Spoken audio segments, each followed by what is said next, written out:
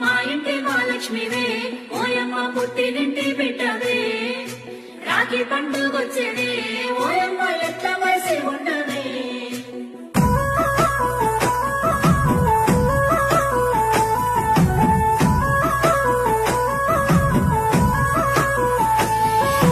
ఏడాదికోసారి రాఖీ పండుగ గిచ్చన్నగిరి మల్లె సన్నసిరి మల్లె గిచ్చన్నగిరి మల్లె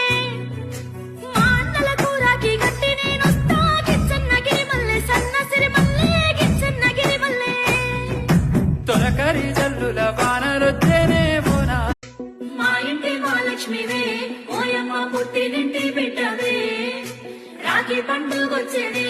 ఓయమ్మ ఎట్ల వయసి ఉండవే